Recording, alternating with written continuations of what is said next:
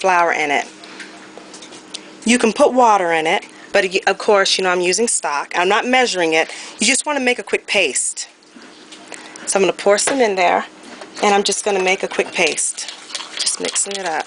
And the reason why I'm not just pouring the flour straight in there, because it could end up lumping up, and I don't want that. So get all the lumps out of here. You see how I'm mixing it up? There's no lumps.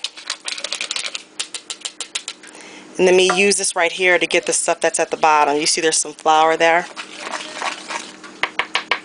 Get that off of there. And whisk again.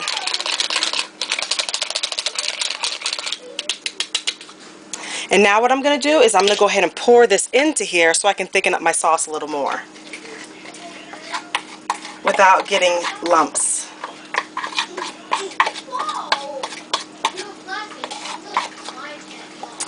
So I have that. I'm going to pour a little water in there because I want to get all of the stuff that I have in there. And I said water, but again, I'm using stock. So I pour that in there, put that aside, grab my whisk, and I'm just going to incorporate it in. So it's going to thicken my sauce even more. And the reason why I did that is because I want to put more stock in it. Because I want to be able to have enough gravy, because I hate it when there's not enough. And you really want to smother your hamburgers. So I'm just going to go ahead and put that there. And there you go. And then I'm just going to let it start boiling. But you see there's no lumps. The stuff floating around it is the, you know, the stuff that I scraped from the bottom. Which is good stuff from the hamburger. So I'm going to let that come to a boil again. And I still have some more stock left. Now, what I'm saying again with this, you kind of eyeball it. You can do specific instructions, like with you making it, and then you can just follow that from now on. But I do different sizes because sometimes I'm cooking for different size groups, you know. So eyeball it. You can kind of figure it out. It's your preference on what you want, how thick you want it. Like, let's say, for example, I'm looking at it, I'm like, you know what? I want it thicker. I would go ahead and get that same dish, and I would make it a little thicker. So let's do it again. And instead of doing this way, you could end up doing it all at the beginning. That's what I'm saying. If you know kind of what you're doing, you can put as much flour in as you think you're going to need.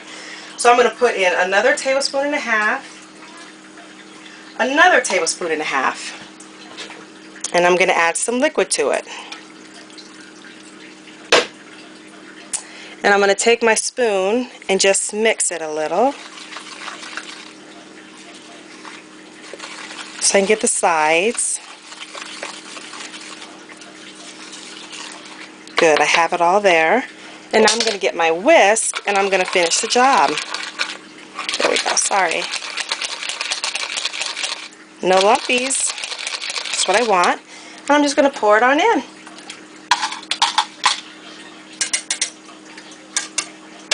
And let it cook for like 5 to 10 minutes. You could do 5 minutes, it's fine. And it's just going to thicken right on up. It's going to thicken up more. And just give it a little, you know.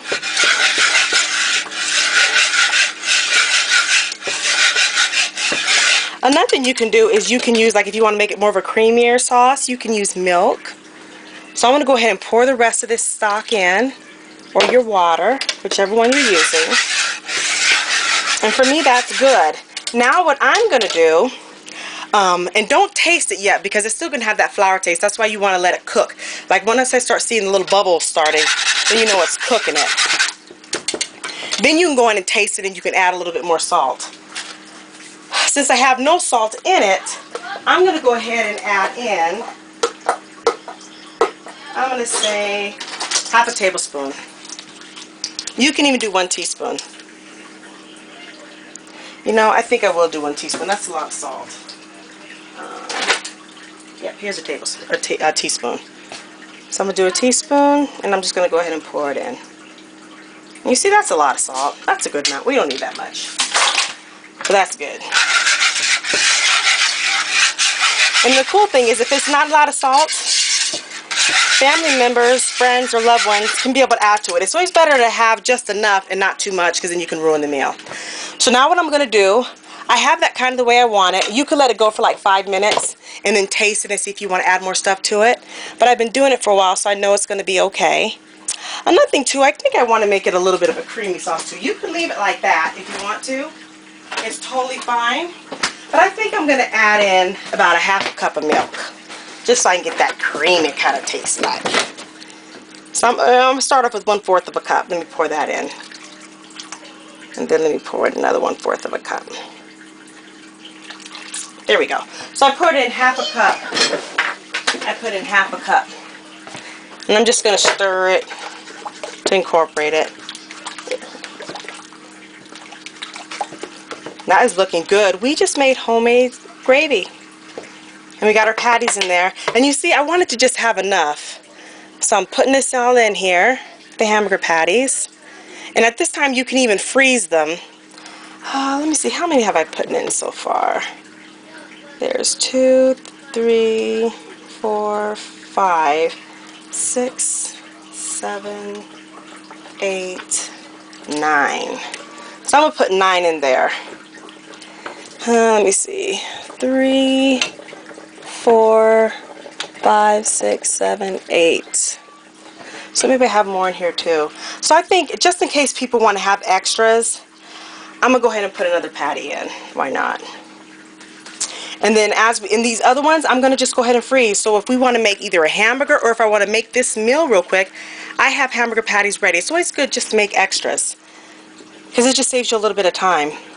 So I'm just going to let this cook in here. And right now I still have it on medium-high. I think I'll go ahead and cut it down and put it on medium. And I'm just going to let it, because it's already boiling a little bit, I'm just going to let it cook. So I'm going to put it on medium. And let me put a lid over it, and I'm just going to let it go for a little bit, for like maybe 5 minutes, just so the flavors can all infuse together. The meat from this, the gravy can kind of soak into the meat, and it can be delicious. And I already have my mashed potatoes done. You can be able to check that out. You know, J. Whitten 31 mashed potatoes.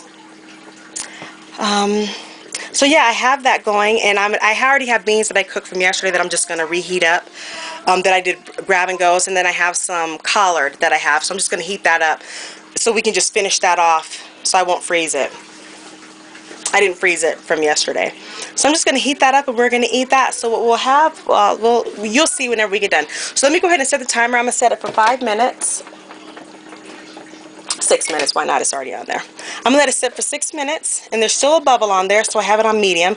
If you see that you want to cut it down a little more, you can do that.